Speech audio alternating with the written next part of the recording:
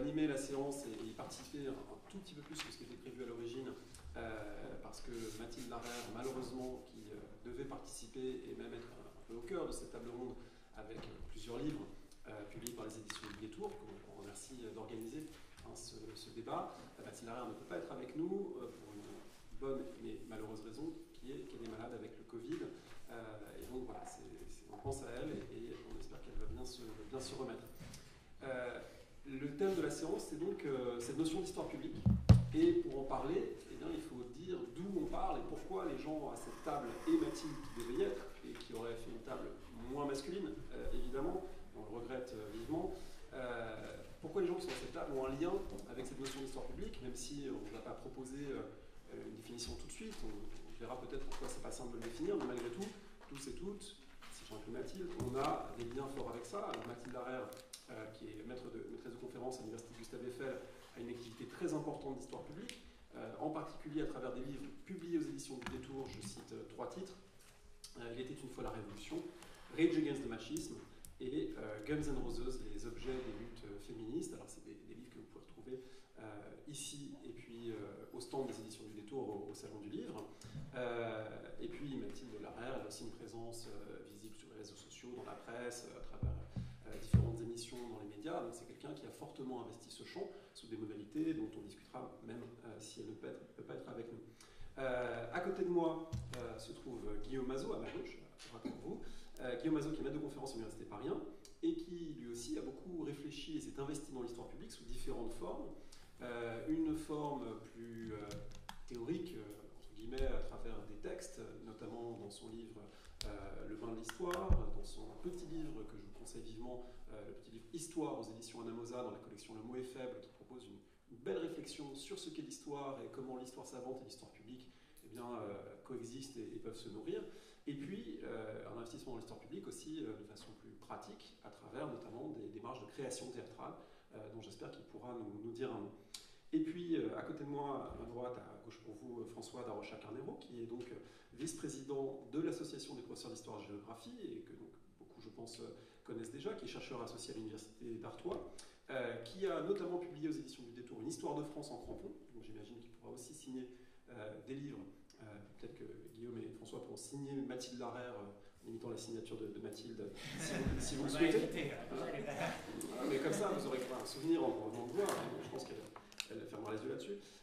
Et donc François Darocha-Carnero qui a voilà, aussi beaucoup réfléchi à ça, notamment en lien avec son objet de recherche de football, l'objet public par excellence, même si le fait d'être un objet public, parfois, a pu lui donner des airs d'indignité scientifique. On pourra réfléchir à ces questions. Et donc, moi, je m'appelle André Loez, je suis professeur en classe préparatoire, je suis historien de la Grande Guerre au départ. La Grande Guerre m'a pas mal amené à faire de l'histoire publique, notamment parce qu'il y a eu ce grand moment commémoratif du centenaire à partir de 2013-2014. Il y a eu beaucoup de choses dans l'espace public et c'est un peu ça qui m'a fait basculer vers l'histoire publique. Donc aujourd'hui, je ne fais plus vraiment de recherche sur la guerre. En revanche, je fais pas mal d'interventions publiques, des critiques d'ouvrages dans la presse et j'anime un podcast qui s'appelle Parole d'Histoire. Donc j'ai aussi une pratique de l'histoire publique. À ce propos, je vous signale que le dernier épisode en ligne de Parole d'Histoire porte sur la PSG, donc on fait plein de synergies, parce qu'on parle justement de la façon dont cette association des professeurs d'histoire et de géographie s'adresse aux collègues, et d'une certaine manière, on pourrait dire, et du coup ça va m'amener à poser ma première question peut-être d'abord à Guillaume, qu'est-ce que l'histoire publique? C'est pas simple à définir.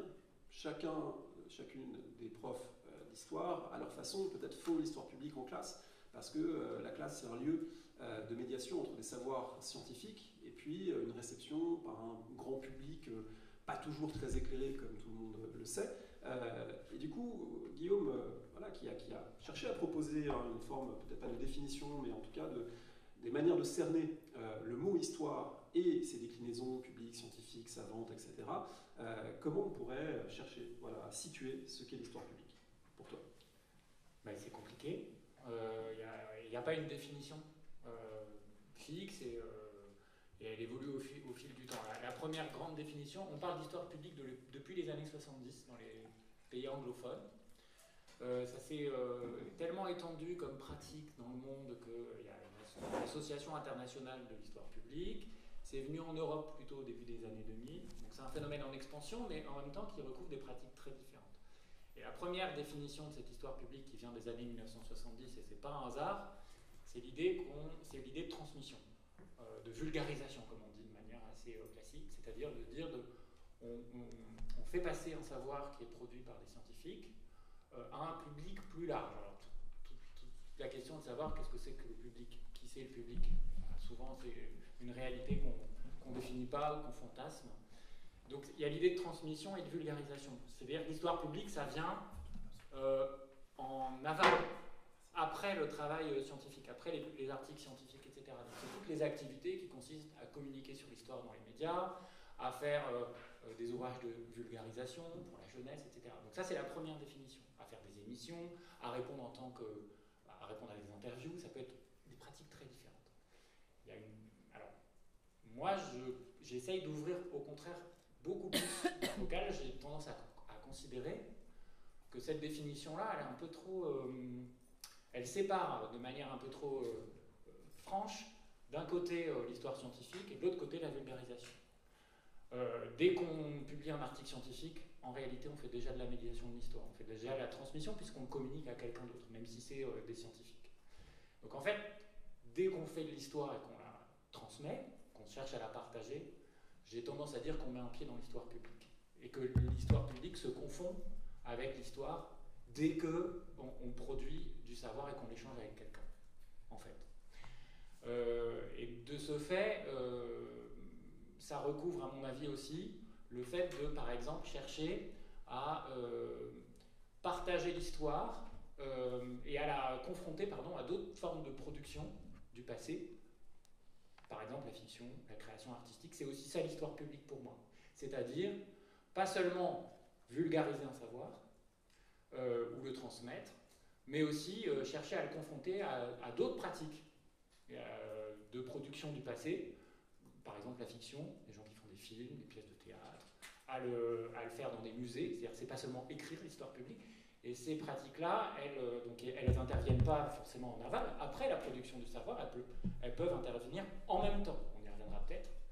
Moi j'ai travaillé au théâtre, je travaille dans des musées, pour des séries ou des films, et bien souvent, j'arrive pas à me dire ce que je fais là avec cet artiste, ou ce scénariste, ou ce réalisateur, ou ce metteur en scène, c'est pas quelque chose que j'appliquerais, qui vient de mon savoir. Non, ça me nourrit en même temps. Et la troisième définition que je donnerais, c'est aussi une histoire qui se partage, qui amène à partager l'autorité scientifique qu'on a quand on est scientifique, ou savant, ou expert, avec des gens qui ont besoin de se représenter le passé, de le raconter, et qui viennent de différents milieux sociaux, pas forcément le nôtre, qui sommes académiques ou universitaires, et qu'on va accompagner ou aider, et on va s'enrichir mutuellement d'ailleurs. Moi aussi, je peux apprendre d'eux à raconter leur histoire, à aller dans les archives, parce que moi je sais faire ça. Voilà. Et donc ça, c'est plutôt le rôle de l'historien passeur. Voilà, dans des quartiers ouvriers, c'est souvent des gens qui ont besoin de raconter leur histoire. C'est pas un hasard si c'est né dans les années 70, c'était le mouvement des minorités. Donc, forte demande sociale de passer, et certaines historiennes, certains historiens disent nous on peut faire quelque chose, avec plein de dangers.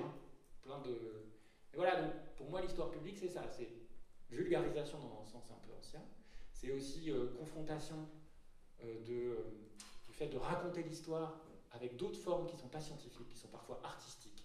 Et qu'est-ce que ça fait à la science, et réciproquement, qu'est-ce qu'on peut se dire, et puis aussi confrontation à toutes les formes de production du passé qui viennent de la société. Pour rebondir, je vais donner la parole à François. Je trouve très intéressant la façon dont Guillaume a, comme en fait on ne va rien projeter. On s'est dit que c'était mieux de ne pas jouer les stars de cinéma avec le public dans le noir, mais de jouer le jeu du public en fait.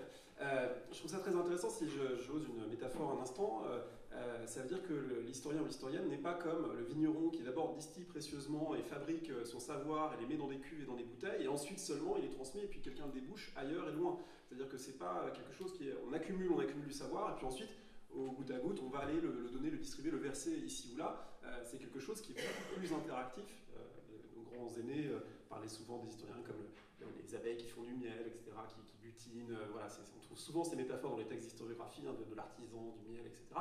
Mais d'une certaine manière, c'est vrai, c'est qu'il y a un aller-retour, public, laboratoire, en quelque sorte, et que, à la limite, même nos collègues qui se veulent les plus isolés dans le laboratoire, en réalité, souvent, ils travaillent sur des objets qui sont des objets publics et qui les ont touchés parce qu'ils ont des résonances publiques. Donc, ils ont beau vouloir faire de la pure science, c'est une illusion de penser que cette pure science, elle est détachée d'enjeux publics, à mon avis en tout cas. Alors, je me tourne vers François pour lui demander aussi quel est son rapport à l'histoire publique, sachant qu'il travaille sur un objet qui, je pense, l'a amené à faire des conférences, à discuter avec des gens qui sont venus à son travail peut-être plus par le côté football que par le côté histoire.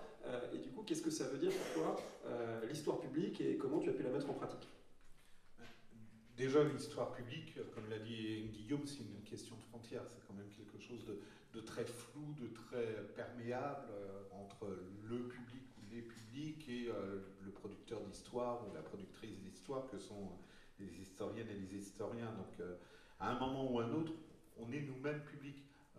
Il suffit qu'on aille à une conférence d'un sujet dont on n'est pas spécialiste ou qu'on soit confronté à un sujet dont on n'est pas spécialiste et on se retrouve dans la peau du public aussi.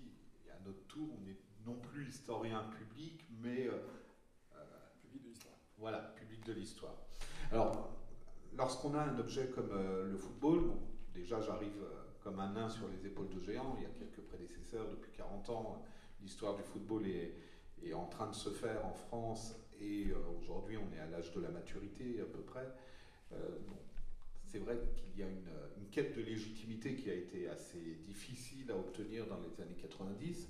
Il a fallu qu'il y ait un carteron de jeunes chercheurs qui se lancent véritablement dans cette audacieuse quête d'une histoire du football et qui osent leur carrière, qui parient sur la possibilité de faire carrière universitaire en travaillant l'histoire du football. Je pense à Paul Ghiacci, à Olivier Chauveau, à Pierre Lanfranchi et à Marc Barrault, le dernier n'ayant pas fait carrière universitaire. Mais voilà, il a fallu ces 4 audacieux jeunes étudiants qui maintenant sont l'un professeur à Leicester, l'autre professeur des universités et directeur de labo à l'université de Franche-Comté, et le dernier professeur des universités à l'université d'Artois. Non, voilà, on a cet héritage-là, mais c'est un champ encore très limité. On est une douzaine, quinzaine de collègues actifs, de chercheurs actifs, et comme tu le dis, André, on se situe à l'interstice entre des publics très divers, entre ceux qui viennent écouter de l'histoire et ceux qui viennent écouter du football, et qui se disent que l'histoire c'est absolument pas accessible, qu'on n'en a rien à faire de l'histoire, c'est du passé, mais finalement il y a cet objet-là qui peut intéresser, et à l'inverse, les publics intéressés par l'histoire qui se disent que le football ça commence à bien faire, mais bon, ils sont là, ils sont bien obligés de m'écouter puisque j'ai commencé à parler, ou alors ils partent immédiatement. Donc on a cette quête de légitimité qui se fait, qui continue de se faire, et on a en même temps cette dualité des publics qui est un problème probablement aussi pour les éditeurs, hein, puisqu'on se situe entre sciences sociales et grand public qui ne joue pas aux sciences sociales. Donc c'est tout un défi, c'est à la fois capter les deux publics et au risque de n'en capter aucun. Donc ça c'est aussi le risque de l'histoire publique, et je reviens sur la légitimité parce que les deux sont de toute façon intimement liés, c'est un aller-retour permanent. C'est aussi le risque pour le chercheur d'aller, en écrivant, en travaillant pour un public élargi, d'aller à l'encontre du travail académique exigé par notre entre-soi universitaire qui nous est très confortable à un moment ou à un autre, mais qui peut aussi nous servir de frontière, dès lors en tout cas que l'on n'accepte pas l'idée que nous sommes nous-mêmes publics d'histoire. Alors justement, quel public? Je pense que c'est un point important.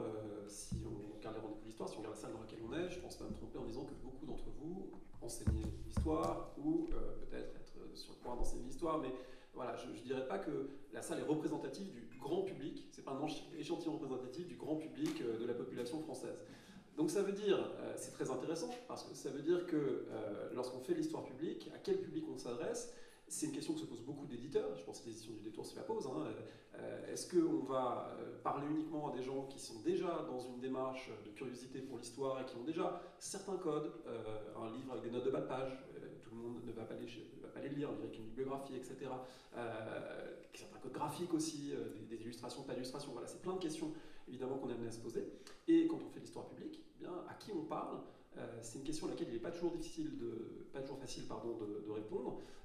C'est une question qu'on est de plus en plus amené, je pense, à se poser en amont, en disant, ben voilà, comment le discours que je propose, je vais pouvoir le tenir, peut-être l'adapter en fonction des publics.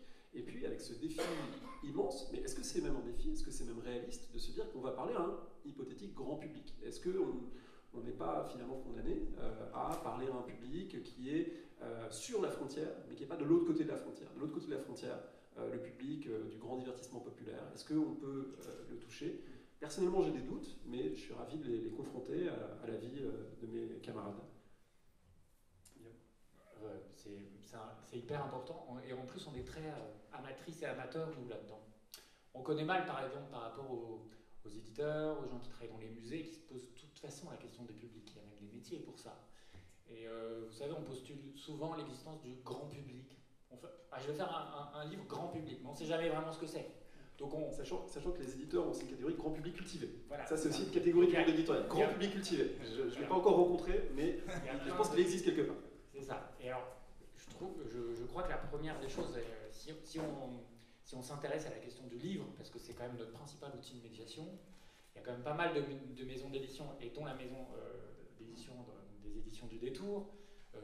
Il y en a d'autres aussi, et c'est pour ça que je pense que la table ronde est réunie autour d'eux, et de leur production, et de celle de Mathilde, de François. C'est que qu'est-ce que c'est comment on fait un livre autrement, pour qui on fait le livre, pour qu'il se diffuse le plus largement possible, pour s'adresser à d'autres publics que les publics habituels de l'histoire. C'est déjà une première réflexion là-dessus. Et si je peux me permettre, pour qu'il soit lu et pas seulement acheté. Parce que je pense que là, il y a un enjeu fondamental au rendez-vous de l'histoire de Blois. Les gens qui achètent des livres, quels sont les livres qui sont lus par rapport aux livres qui sont achetés? C'est une question à poser. Bien sûr, ce n'est pas des livres qui sont censés faire la déco dans la bibliothèque. Voilà. Et lus et discutés. Parce qu'en fait, défendre un livre, Mathilde, elle le fait super bien, Mathilde Larère, je ne vais pas parler à sa place. Je vais quand même parler d'elle. Elle défend très bien ses livres, elle en parle. Voilà, c'est aussi ça, publier un livre et le partager, c'est pas seulement écrire un livre, on s'en va. Parce qu'il y a aussi des logiques qu'on a, nous, professionnels, de construction des carrières universitaires, de bibliométrie, comme on appelle ça, c'est-à-dire qu'on est évalué, les laboratoires peuvent être évalués en France, moins que dans d'autres pays, mais quand même, c'est un phénomène global, en fonction du nombre d'articles ou de livres qu'on publie. Et les livres ne font pas partie des choses qui sont les mieux, qui sont les plus payantes, c'est les articles scientifiques. Vous voyez? Donc, comment dire, le cadre professionnel et universitaire ne va pas dans le sens de produire des livres, et ne va pas dans le sens de produire des livres comme les éditions du Détour, par exemple. C'est un autre choix. C'est un choix qu'on peut faire pour d'autres raisons. Voilà. Alors, du coup, on parle de nos pratiques. Moi, comme c'est quelque chose qui m'obsède depuis longtemps, à qui je m'adresse, et pourquoi j'ai envie de m'adresser à d'autres gens que mon public captif, c'est-à-dire mes étudiants. Il y a quand même l'histoire, c'est pas quelque chose de neutre. Le passé qui se fabrique, qui se met en débat et qui donne l'objet à des luttes et des polémiques parfois, il cache aussi des grands combats culturels qui sont aussi des grands combats politiques aujourd'hui. Je suis historien de la Révolution française, tout ce qui tourne autour du Puy du Fou, de la légende du génocide vendéen, etc. Ou Mathilde, de l'histoire des femmes et du féminisme. Enfin, voilà, je vous fais pas, et même sur, mais l'histoire du foot, etc. Et l'histoire de la Grande Guerre. En général. Il y a des enjeux immenses, en fait, dans ce qu'on raconte du passé. Et donc, la volonté de s'adresser à d'autres publics, elle vient de là aussi. C'est-à-dire de dire qu'on a un rôle à jouer dans la mise en circulation du passé, dans le débat public sur le passé. En étant très au clair, le plus au clair possible, avec notre pouvoir qui est très faible, mais qui n'est pas nul. Voilà. Il ne faut pas le surestimer, on ne peut pas arriver comme auparavant, en mode hussard de la République, avec un esprit de mission, en disant le grand historien qui va faire la leçon descendante et de manière magique, vous allez tous ressortir en disant le Puy du Fou, je ne vais jamais y aller, etc. Non. D'ailleurs, ce n'est pas forcément bon but non plus, mais Mais voilà, l'idée c'est de jouer notre jeu dedans. Et c'est sûr qu'on ne peut pas le faire. C'est déjà bien d'être dans la salle de classe, ce qui n'est pas le cas de tous les chercheurs, parce qu'il y a des chercheurs au CNRS qui n'ont pas cette mission-là d'enseignement. Mais c'est pas suffisant. Voilà. Donc, j'arrête là tout de suite. L'idée, moi j'essaye de mieux cerner mon objet qui est l'histoire de la Révolution française, en passant à peu près par tous les moyens possibles. Écrit, non écrit, l'art, les musées, la BD, non seulement parce que ça m'intéresse, mais aussi parce que je sais que sans faire une étude des publics, parce que ça existe aussi, hein, à chaque fois, au moins, j'essaye de varier à chaque fois la forme dans laquelle je m'exprime et les publics auxquels je m'adresse. Parce que c'est important. Je pense que ça fait partie de notre mission si on est agent public de l'histoire. On va dire ça comme ça. Enfin, si on est chercheur dans l'histoire, voilà, et agent public, quoi. C'est fondamental.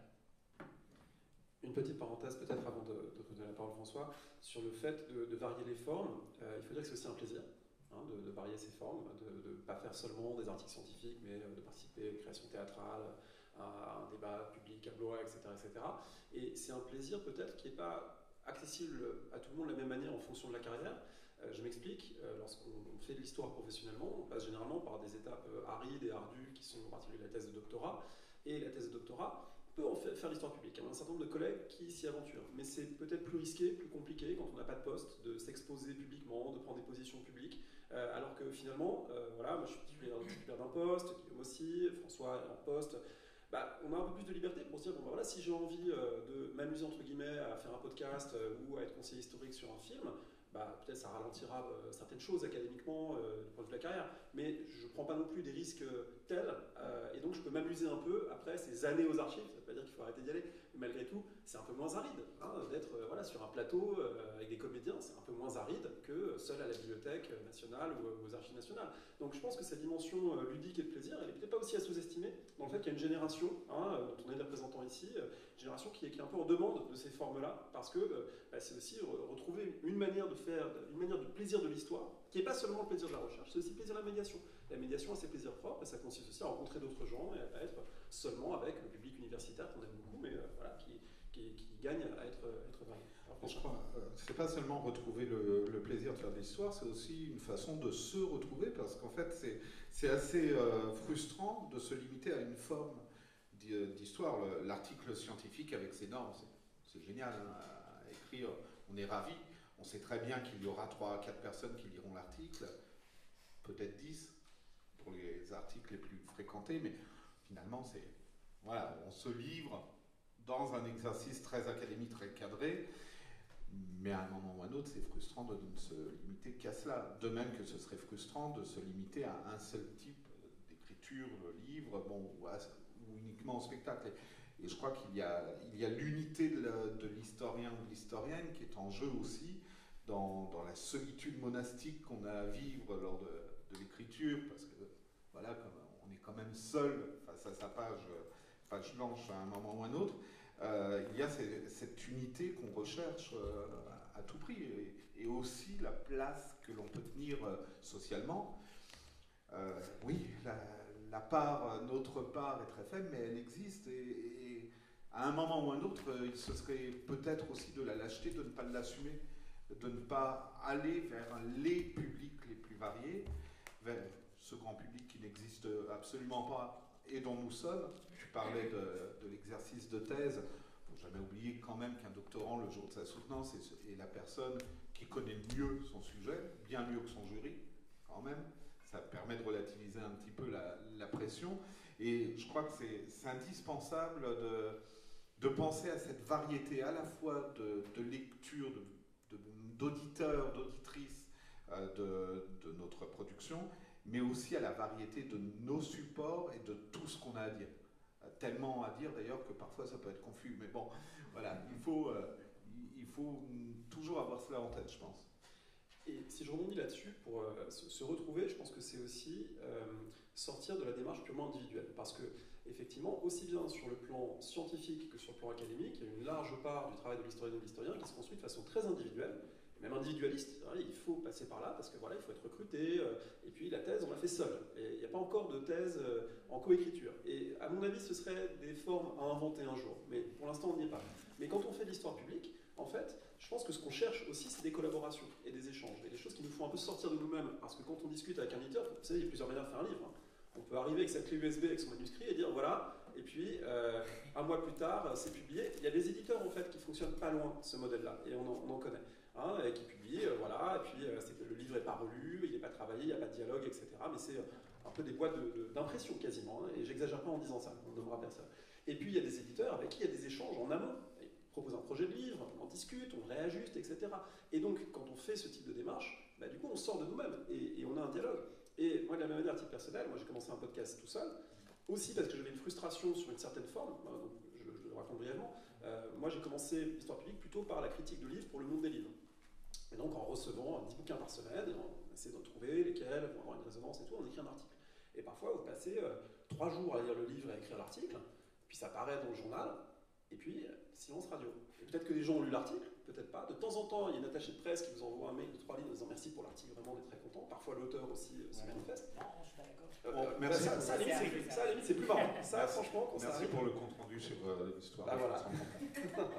Et ça, à la limite, quand il y a des désaccords, franchement, il se passe quelque chose. Mais la plupart du temps, il se passe rien.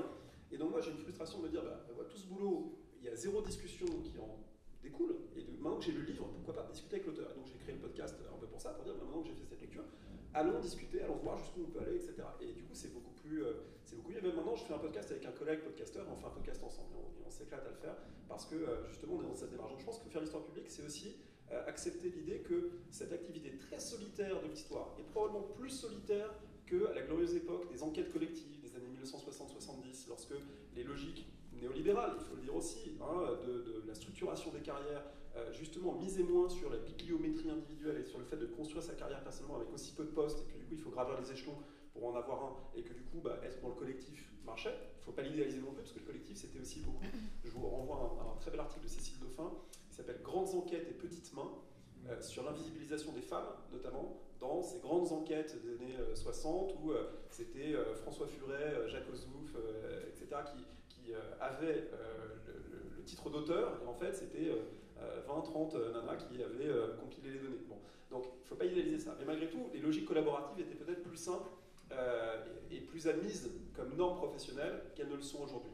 Donc voilà, je pense que cette dimension collaborative, c'est à mon avis une des choses fondamentales qu'on cherche dans l'histoire publique. Je ne sais pas si tu rebondis. Alors, je rebondis sur l'idée de collaboration avec les éditeurs, puisque là, je suis l'auteur du détour dans cette table ronde.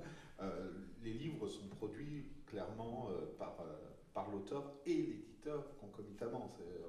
Ces livres-là n'auraient pas pu exister sans les éditeurs, pas seulement pour le côté matériel. Enfin, ils sont pensés avec les réflexions qu'on peut mener avec l'éditeur. Donc là, il y a une collaboration de fait, un travail collaboratif de fait.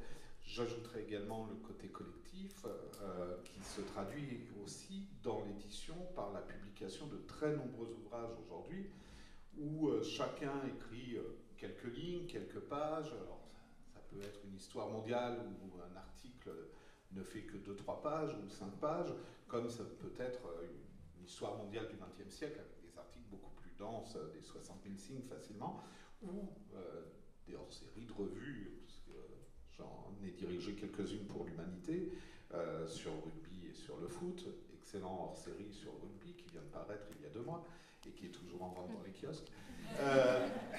Mais voilà, il y a aussi ce travail collaboratif qui est une autre forme. On sort en effet de notre solitude monastique ou moniacale pour reconnaître aussi le travail des autres et ne pas prétendre qu'on est en mesure de le faire à leur place. Et en particulier, pour ne pas prétendre que nos collègues historiennes auraient le droit d'être cachées ou auraient le devoir d'être invisibilisées. Ce travail collaboratif, désormais, peut aussi être le moyen d'exposer leur travail et de le reconnaître. J'aimerais déplacer un petit peu la discussion. Là, on a parlé, à mon avis, du côté un peu enchanté de l'histoire publique et qui nous enchante quand on le fait. Il y a des côtés qui sont plus rudes. Et j'aimerais en particulier vous interroger, notamment toi Guillaume, sur un rôle qu'on est parfois amené à jouer Et je pense qu'on est amené à le jouer à la fois parce qu'on en ressent l'obligation, mais ça nous met mal à l'aise. Et ce rôle, c'est lequel? Je dirais le rôle de sentinelle historique. Alors, j'aime pas du tout le terme chien de garde, mais on voit à quoi ça renvoie. L'idée que on maîtrise un champ, dans ce champ, quelqu'un profère dans l'espace public une énormité, ou diffuse une énormité sous une manière ou sous une autre, historique. Récemment, moi, j'ai pris la parole publiquement parce qu'il y a un livre qui a été publié, un roman sur une femme tondue à la Libération, et cette femme tondue, l'autrice en a fait une femme libre et incandescente qui a choisi son destin, etc. Ce qui est évidemment le droit de toute fiction romanesque, mais elle a pris un personnage réel dont on sait que ce personnage réel a dénoncé des gens qui sont morts en Allemagne, a été membre du PPF, c'est-à-dire le parti collaborationniste de Doriot, qui se battait sous l'uniforme SS. Bon. Donc c'est peut-être un choix qui se discute. La fiction a tous les droits, évidemment, personne ne va lui interdire, fort heureusement, en démocratie, mais on peut aussi tenir une position, moi je l'assume, qui consiste à dire, là, votre choix, il ne me paraît pas bon, parce qu'il y a plein d'implications tout à fait néfastes sur le brouillage des frontières entre les résistants et les collabos, entre le juste et l'injuste, voilà, et cette confusion généralisée que ça produit me semble pas une bonne chose dans l'espace public. Mais en même temps, en faisant ça, on a tout à fait conscience, en tout cas moi j'en ai conscience, de passer un peu pour le rabat-joie de service et l'historien avec le petit doigt sur la note de bas de page, on dit attention, ça s'est pas passé comme ça, ce qui est extraordinairement réducteur, mais on sent aussi que si on ne le fait pas, peut-être qu'on passe à côté d'une des fonctions qui sont les nôtres, parce qu'on a justement une compétence, un savoir, une manière de construire les objets, qui n'est pas celle de la totalité du public. Donc Guillaume, la Révolution française, c'est pas, comme tu l'as dit, un sujet sur lequel tout est toujours pacifié et tout est toujours vrai dans ce qui circule dans l'espace public. Comment tu te positionnes face à cette fonction de sentinelle? Je commencerai par du coup profiter de cette question pour parler aussi de quelque chose dont je voulais parler. Tu poses la question aussi de l'engagement en fait quand même. Ça veut tout et rien dire l'engagement. On peut être très engagé, moins engagé.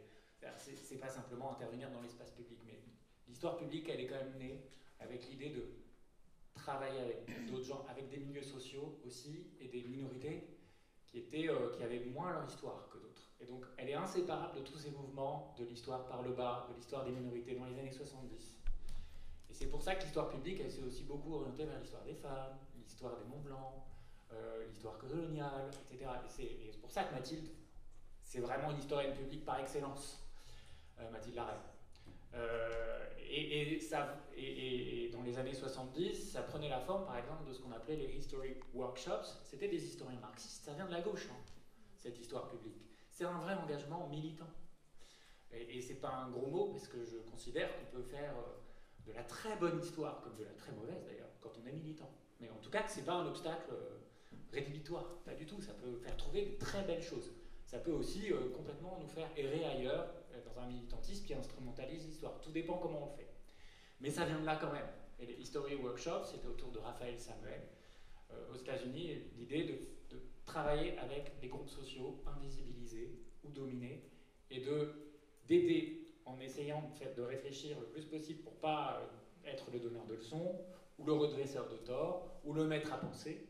C'était des hommes la plupart du temps, pour ça que je masculinise mes expressions, mais comme un passeur, avec une sorte d'autorité partagée. C'est un concept qui a été très étudié. Qu'est-ce que c'est notre autorité, notre rôle, nous, dans la société? Donc ça vient de là.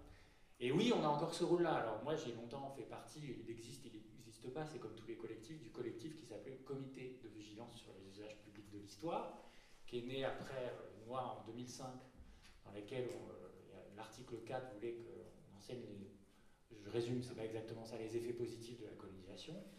Et donc, mais c'est pas un hasard, hein, de Michel Rio-Sarcey, de Gérard Noiriel, qui est vraiment quelqu'un d'important pour nous. Qu'est-ce que c'est un historien dans l'espace public? Quand est-ce qu'on intervient?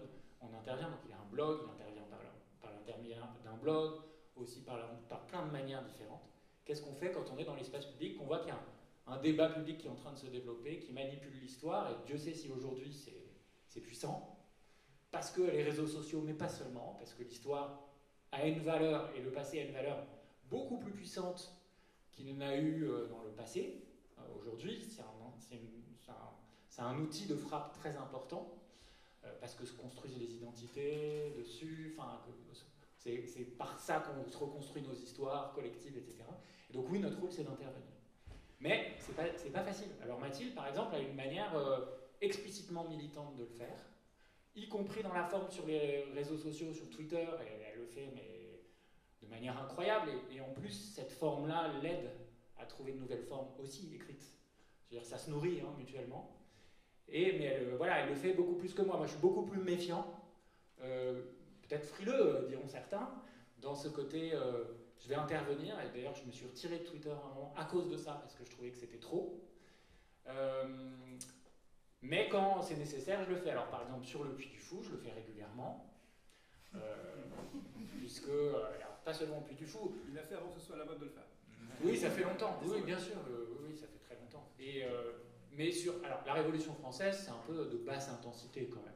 Ceux qui travaillent sur l'histoire des guerres, ou le fait colonial, ou l'histoire des femmes, etc., c'est quand même quelque chose de beaucoup plus puissant dans l'espace public, dans les débats. La Révolution française, ça fait quand même un moment que c'est passé un petit peu au second plan. Mais quand même, le Puy du Fou, c'est quand même pas rien. Et en fait, ça nous regarde. Ça doit nous regarder. Et donc j'y vais, quand c'est nécessaire, avec la... Il n'y a pas de recette, parce qu'il y a plein de pièges. Donc avec ma fonction de... Je suis là, j'interviens pas en tant qu'autorité, évidemment, j'essaye d'avoir des arguments, il faut participer dans l'espace public en essayant de convaincre. Pas seulement parce qu'on est historien de l'université, parce que ça c'est déjà raté. Si ces rumeurs se propagent, c'est justement parce qu'ils nous détestent et qu'on incarne quelque chose, d'ailleurs ça doit nous questionner, qui est hors du monde en fait, un peu déconnecté et hors sol. Donc il ne faut pas la jouer comme ça. Voilà. Mais c'est quand même avec les faits en fait qu'on intervient. Nous on est quand même des spécialistes du fait. On est là, après les analyses, les interprétations, on en a différentes, on peut discuter, mais il y a des faits. Oui, il y a eu un génocide des Juifs pendant la Seconde Guerre mondiale. Non, il n'y a pas eu de génocide vendéen, parce que c'est pas la définition d'un génocide, etc. Donc, après, il y a des limites. Les limites, c'est être identifié comme un historien engagé, c'est-à-dire de gauche et militant, comme je le suis quand même d'une certaine manière, même beaucoup moins que Mathilde. Moi, ça m'a posé problème au bout d'un moment. Parce que ce que j'essaye de faire et ce que j'aime à essayer de faire, c'est pas tellement d'être identifié comme de droite ou de gauche, ça j'en ai rien à faire, ça m'intéresse pas. C'est d'essayer de parler à des gens qui ne sont pas d'accord avec moi. Et si mon rôle c'est en permanence, alors c'est déjà super, de donner du grain à moudre pour l'émancipation, c'est mon rôle, j'adore ça, c'est sûr. Mais si je reste cantonné au même public, on parle de ce public-là toute ma vie, ben en fait là je vais être très déprimé et je trouve qu'il y a aussi un grand problème de crédibilité et d'audience. C'est-à-dire qu'il y a des gens qui, de toute façon, quand ils entendent le nom, ou Mathilde, ça lui arrive, de Mathilde Larère, ou le mien, ils disent je lis pas, parce que c'est de l'idéologie. Voilà. Et ça, moi j'essaye d'y échapper. Donc je suis dans une phase de retrait volontaire à cause de ça, des réseaux sociaux, etc. Et où j'interviens d'une manière beaucoup plus parcimonieuse, je continue à le faire, parce que quelque part j'ai eu envie un peu de me faire oublier aussi. Pour plein d'autres raisons, mais il y a des pièges. Il y a des pièges, et puis parce que je doute beaucoup, moi, de ça. Est-ce que jusqu'où on va Vous voyez. Mais évidemment, c'est hyper important, il faut qu'on joue. On ne peut pas se plaindre qu'il y ait des rumeurs, ou qu'il y ait du complotisme, du conspirationnisme, si on ne joue pas notre jeu, et si on reste dans la salle de classe, qui est déjà pas mal, mais c'est pas suffisant. Et de fait, ce positionnement hésitant, cette nouvelle posture que tu peux prendre, pose aussi la question de l'intervention dans certains médias, dans les médias Bolloré par exemple.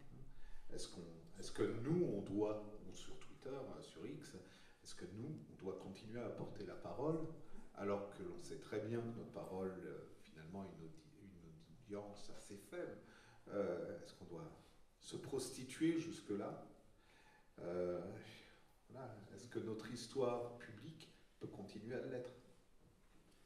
Le métier, quand on fait l'histoire publique, effectivement, et confronte en permanence à ce type de dilemme, c'est vous publiez un livre et l'attaché de presse vous dit, alors dans les envois presse, et donc on met le Nouvel Obs, France Culture, Russia Today. Alors on dit, alors c'était avant la guerre. Non en fait, mais pas Russia Today. C'est effectivement une invitation à parler dans un hors-série ou à une radio ou une télé, on dit il y aura qui en face? Ah bah s'il y a telle personne, non peut-être pas, peut-être que je vais pas y aller parce que les conditions d'un débat sont pas réunies. C'est un journaliste il n'y a pas longtemps qui m'écrit en disant est-ce que vous voulez commenter, on fait un portrait de Franck Ferrand, est-ce que vous voulez commenter? Bah, je dis oui, off the record. En off, je dis tout ce que je pense, mais en fait, ça ne m'intéresse pas d'être étiqueté comme l'anti-Franck Ferrand qui, dès qu'il y a un article sur lui, prend la parole, parce qu'en fait, profondément, je m'en fous. C'est pas mon problème. Même si, ponctuellement, ça peut être bien de dire, bah, attention, c'est peut-être pas comme ça que c'est la meilleure manière de faire l'histoire. Donc en fait, ces dilemmes-là, ils sont permanents, ils sont jamais faciles à trancher, parce que ça pose toujours la question du bénéfice-risque et de quel public on touche, quel public on a une chance raisonnable de convaincre, versus qu'est-ce qu'on perd en scienticité. Et du coup, ça m'amène à un truc que je voulais formuler avec vous ce matin, qui est ce que j'appelle la loi d'airain de l'histoire publique. C'est-à-dire la loi d'airain au sens vraiment des sociologues du début du XXe siècle qui théorisaient, et en particulier la loi d'airain de l'oligarchie dans les partis politiques, de Michel, ce qui consiste à dire que plus on monte un niveau dans les partis politiques, plus les dirigeants sont issus des couches supérieures et des élites, et plus le mouvement est oligarchique. Je suis sûr que c'est pas exactement ça, mais on passera là-dessus. En tout cas, pour l'histoire publique, la loi d'airain, c'est quoi? À mon avis, c'est que plus un contenu est historique, au sens fort du terme, c'est-à-dire plus il est réflexif, plus il est complexe, plus il est exigeant, plus il est sourcé, moins il peut être public. Moins il peut être public au sens ayant une large diffusion et touchant un grand public. Et il y a plein de raisons à ça, et je pense que c'est intéressant de réfléchir à ces raisons. Je pense que j'en vois deux principales, mais je pense qu'on peut y réfléchir ensemble. La première raison principale, c'est les raisons objectives de structuration du champ éditorial, médiatique, qui font que un produit qui est diffusé à 21h sur une grande chaîne n'est pas le même qu'un produit diffusé à 23h sur Arte. Un magazine imprimé à 100 000 exemplaires n'est pas le même que celui imprimé à 10 000 exemplaires, ça ne peut pas être la même forme, et du coup ça ne peut pas être le même contenu. Et la forme et le contenu sont totalement indissociables. On ne peut pas faire du boucheron dans TF1 20h50. Je pense que c'est fondamentalement incompatible, pour des raisons qu'il faut peut-être creuser, mais que ça ne peut pas exister. Et la deuxième raison, et qui montre à quel point c'est toujours très compliqué ce qu'on fait en histoire publique, c'est que comme l'histoire ne nous appartient pas à nous, professionnels du passé, et comme tout le monde a des conceptions de l'histoire qui sont en général les conceptions les plus répandues, les plus stéréotypées, mais en fait c'est très facile de reprendre ces conceptions parce que c'est cette attente. C'est-à-dire que quand les gens, en général, vont vers de la production historique, c'est des Vikings avec des casques à cornes, ou c'est des Romains qui font la tortue parce qu'il y a ça dans Astérix, c'est la Révolution avec la guillotine, et que du coup, il y a une pente de toutes les productions et présentations du passé vers le plus petit commun dénominateur des images stéréotypées qui existent, et à la limite qui n'ont même pas besoin d'avoir été prononcées un jour pour exister, parce qu'elles sont déjà toujours là. Je pense à la colonisation, on voit le casque colonial de Tintin au Congo. Enfin, je veux dire, c'est des choses c'est des ancrages extraordinairement profonds et anciens.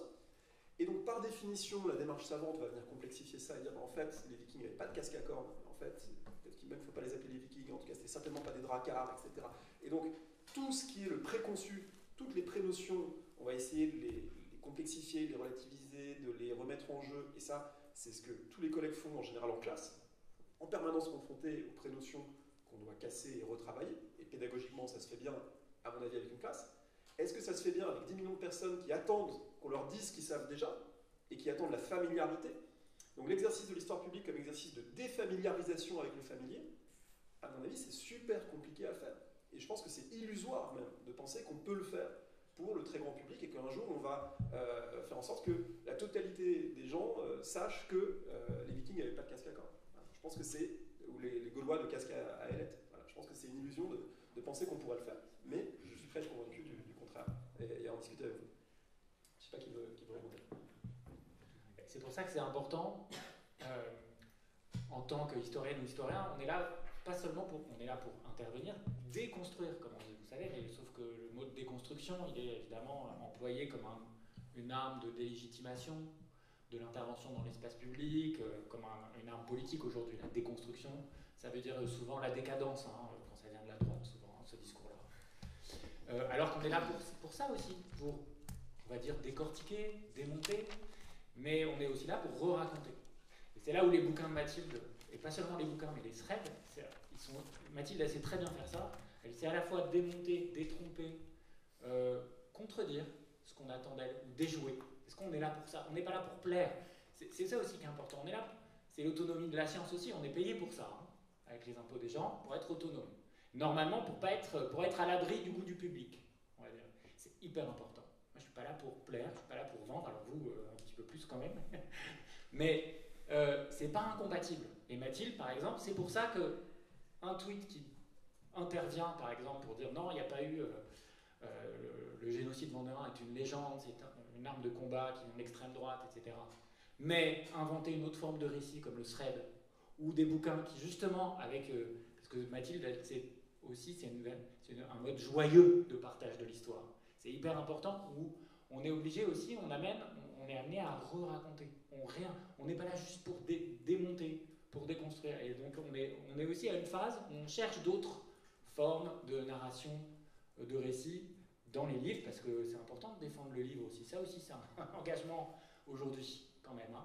C'est bien de varier les formes, mais le livre, on tient à ce qu'il reste comme un outil de connaissance, de partage, de combat, de lutte. Voilà. Mais on est là aussi pour inventer des récits, pour proposer, parce qu'il y a une vraie demande de ça. Et ça, Mathilde, pour le coup, je trouve qu'elle est très forte pour faire ça. Vous voyez, elle n'est pas là, mais c'est pas un hasard. On a travaillé ensemble, on est amis, on a un compagnonnage quoi, ensemble. Ça, c'est important. Notre place, elle est aussi quand même de répondre à la demande d'histoire. Voilà. Donc, ce qui est difficile à trouver, c'est la bonne mesure. C'est-à-dire démonter, raconter, comment on fait. Voilà. Moi, je crois que la dimension Père Castor que l'on a tous, on doit raconter des histoires à ce public qui en est avide. Elle est essentielle et elle est à l'origine aussi de ces nouveaux supports, de ces supports variés qu'on peut utiliser. On a envie de dire, de raconter ce qu'on sait, ce qu'on a trouvé, ce qu'on a pu produire. Et là encore, on revient finalement à la discussion initiale, de sortir de ces frontières, de dépasser nos frontières absolues. Et quant à la déconstruction, voilà, nous sommes des individus du début du XXIe siècle qui, pour notre génération, avons étudié parfois l'Union soviétique en géographie. Permet de situer avec ses fleuves majestueux. Alors là, c'est souvenir d'un vieux film. Donc on est aussi une génération qui avons vécu ces changements majeurs et à la fois politiques, internationaux, mais également technologiques qui nous obligent à réinventer en permanence ces albums du Père Castor, à en donner de nouveaux, à s'appuyer sur de nouveaux outils. Je crois que ça, c'est indispensable. Et puis, par ailleurs, ce que nous avons vécu nous oblige à déconstruire également parce que nous avons trouvé de nouvelles archives ou que nous en avons inventé à la façon de Christophe Colomb et des découvreurs. Je prends l'exemple du match de football, je prends l'exemple de la chanson pour un autre livre des éditions du Détour ou des objets du féminisme. Nous inventons nos archives et ce ne sont pas des événements que nous décrivons là, ce sont des archives que nous utilisons pour raconter, pour faire de nouveaux récits. Et je crois que donc cette déconstruction aux causes, aux biais complexes, faut l'assumer aussi comme décadente, à la limite, être traité de décadent par cette fange de la société. Moi, je vois cela plutôt comme un compliment. J'aimerais, il nous reste une dizaine de minutes et après on ouvrira la discussion avec vous. J'aimerais m'appuyer sur le fait que Mathilde ne puisse pas être avec nous pour réfléchir aussi au clivage masculin-féminin. Voilà, le fait qu'on soit 3 hommes à la table et pas réjouissant. Je pense que c'est pas non plus totalement un hasard, dans la mesure où il y a une exposition plus forte des femmes au risque, au coût à prendre dans l'espace public, en particulier à des formes de harcèlement sexiste, à des formes de délégitimation de parole. On le voit régulièrement et quand on prend la parole, en particulier sur les réseaux sociaux, être un homme, ça expose évidemment à toutes sortes de propos, de trolls et de répliques haineuses, etc. Mais ça expose pas à une chose, qui sont les attaques sexistes, qui sont des tombereaux absolument épouvantables que reçoivent nos collègues femmes qui prennent la parole. ça, je pense qu'il faut en avoir conscience, parce que je pense que ça joue un rôle dans la possibilité de prendre la parole. Et pour en parler, je voulais faire un petit détour par la Grande-Bretagne et évoquer une figure de l'histoire publique qui me paraît très emblématique, que tout le monde ne connaît pas, donc voilà, j'aimerais attirer l'attention là-dessus.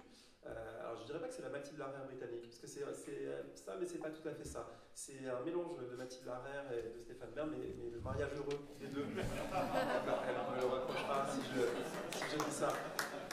Pourquoi je dis ça? Parce que je parle de Mary Beard, et Mary Beard est une antiquisante, spécialiste d'histoire romaine, grande antiquisante, en particulier son livre SPQR, c'est la meilleure introduction à l'histoire romaine que vous pouvez lire. Vraiment quelqu'un qui a travaillé sur plein de sujets intéressants, sur les triomphes des empereurs, les triomphes plutôt des chefs militaires romains. Bref, une historienne brillante. Une historienne brillante qui a commencé dans les années 2000 un blog, l'époque où les blogs voilà, existaient vraiment, étaient nourris sur voilà, Cambridge, qu'est-ce que c'est que d'être une femme historienne et sa vie d'historienne. En fait, elle avait même commencé sa carrière déjà avec une intervention publique pas inintéressante, puisque son premier livre dans les années 70, c'était comment être une mère et travailler en même temps en histoire, et comment gérer les biberons et comment faire en sorte d'être une femme et de concilier son activité scientifique avec le fait d'avoir des enfants. Et ça s'appelait Working Mother's Guide. Bon, et après, elle a fait ses livres d'histoire romaine. C'est pas inintéressant qu'elle ait fait ça. Et Mary Beard a réussi progressivement à avoir beaucoup de gens qui la suivent. Donc elle a, je crois, peut-être 160 000 ou 200 000 abonnés Twitter. Elle est une figure de premier plan dans la presse britannique, prenant la parole, intervenant dans les débats publics sur le Brexit, etc. Donc, se cantonne pas à sa sphère et admettant l'engagement. Et parfois l'engagement depuis sa compétence propre sur Rome. Et ce qui est intéressant, c'est justement trouver des formes. C'est elle qui a fait la grande série de la BBC, pour le coup, qui, je pense, a été programmée à 21h sur une grande chaîne, Meet the Romans. Et Meet the Romans, elle se met en scène, elle se balade dans les ruines, elle explique, alors voilà, regardez, on est dans des latrines, et voilà comment les Romains faisaient. Et puis elle remonte sa jupe, et elle dit, hop, et ils discutaient, et puis ils étaient là, ils prenaient leurs aises. Et en fait, c'est une forme très efficace, très ludique, très sérieuse en même temps, parce qu'il y a une grande compétence derrière. Et là où ça devient, à mon avis, encore plus intéressant, c'est qu'au moment où elle a fait ça, Mary Beard a subi des attaques sexistes. Et pas simplement les attaques sexistes que tous les collègues subissent en ligne, mais les attaques sexistes d'un critique du Telegraph, si je me souviens bien, qui a dit, franchement, voir en prime time cette vieille dame hideuse avec ses dents jaunes et ses cheveux gris, franchement, pourquoi la BBC nous inflige ça? Ça donne vraiment envie de changer de chaîne. Je paraphrase, mais c'était de ce niveau-là. Et Mary Beard ne s'est pas du tout laissée abattre, et elle a pris la parole, et en discutant avec elle, elle explique que c'est Cicéron qui lui a appris à répliquer et à ne pas se laisser démonter et à utiliser l'art rhétorique pour rentrer dans les discussions. Et c'est quelqu'un sur les réseaux sociaux, je ne sais pas si elle le fait toujours, mais qui régulièrement en tout cas prenait la parole, et y compris avec les pires trolls arrivait à les reprendre et à les ramener dans la sphère des discussions rationnelles, et en même temps à les cantonner à non-discours et à prouver à quel point il ne pouvait pas prendre la parole de cette manière-là. Et donc elle illustre, à mon avis, peut-être un modèle, à mon avis pas réplicable tel quel, mais en tout cas quelque chose qui fonctionne bien dans la manière de prendre la parole, et évidemment avec les risques que ça pose lorsqu'on est une femme qui prend la parole, parce qu'encore une fois, c'est pas du tout le même confort, je pense, de prise de parole, et je pense que c'est important de le souligner, en particulier avec la composition des tribunes telle qu'elle est. C'est hyper important. Aujourd'hui, l'histoire publique, elle est quand même, regardez, on en parle aujourd'hui. À Blois, il y a une partie du festival qui s'intéresse à l'histoire sous toutes ses formes. C'était pas le cas il y a 10-15 ans. Donc elle commence même à s'institutionnaliser. Il y a des formations d'histoire publique. La plus connue, c'est le master de Créteil d'histoire publique, mais il y en a à Nice, il y en a à Albi, il y en a dans 4 ou 5 universités comme ça en France. Et puis, mais c'est nouveau. Et puis ça fait bien de faire de l'histoire publique. Ça participe même presque maintenant au rayonnement de la recherche. Ouais, dans les appels d'offres à ENR, voilà. Il faut dire quelle est la valorisation de notre projet de recherche. Du coup, c'est pas la même chose. Mais c'est vrai, oui, ça fait partie de la... Et il faut s'en méfier, parce qu'il y a aussi une appropriation. On revient parfois à des formes d'appropriation masculine de cette histoire. Il faut savoir que l'histoire publique, elle a été longtemps cantonnée dans un genre subalterne de l'histoire. C'est-à-dire que c'était participer au musée, participer à la visibilité des travaux du laboratoire qui faisait ça. Dans la hiérarchie du CNRS, c'était des ingénieurs de recherche, c'était souvent des femmes, là où les hommes étaient chargés de recherche, directeurs de recherche. Dans mon laboratoire d'origine, qui était l'Institut d'histoire de la Révolution française, donc là je suis dans ses archives, il y a une femme qui s'appelait Madeleine Charnulot, qui était, on l'appelait Dame du téléphone. et qui n'avait aucun statut dans le laboratoire, mais elle faisait beaucoup de boulot. Et notamment, par exemple, elle travaillait, elle était passionnée par Saint-Just, à l'ouverture de la maison Saint-Just à Blérancourt, en Picardie. Donc c'était typiquement ce genre de travail. Et aux hommes, à Albert Soboul, à Michel Vauvel, la visibilité, les colloques, etc. Au Québec, en Amérique du Nord, cette histoire publique, parce qu'elle a été utilisée par ces femmes qui étaient invisibilisées, effacées, pour construire des carrières, etc. Parce qu'elles ne sont évidemment pas restées passives. Et donc elles ont accédé à de la visibilité, à de la crédibilité. Donc méfiance, aujourd'hui c'est intéressant, c'est bien que ça devienne plus considéré.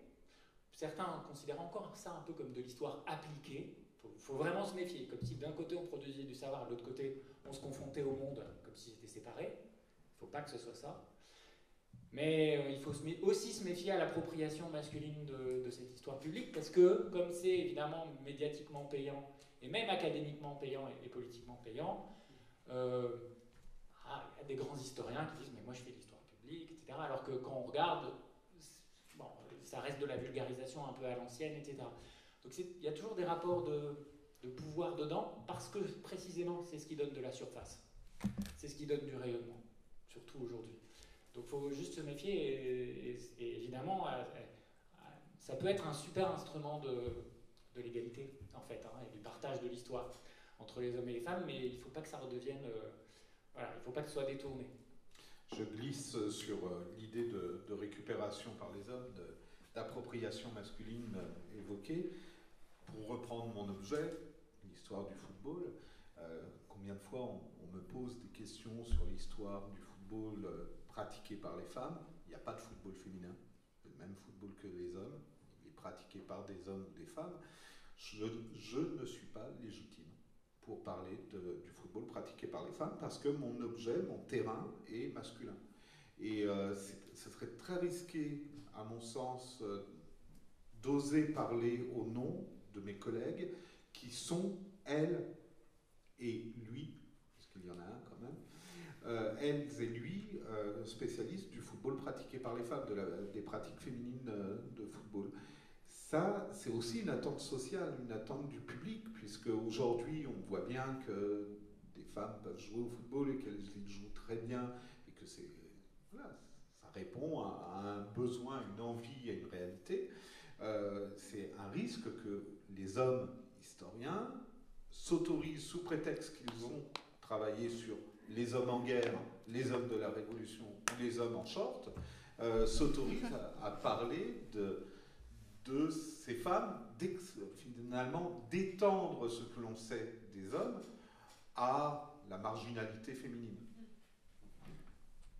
Mathilde Larère et Laurence Decoq, elles ont fait une émission sur Mediapart qui s'appelait Les Détricoteuses, et dans laquelle elles n'invitaient que des collègues femmes. Et en fait, c'était assumé comme ça.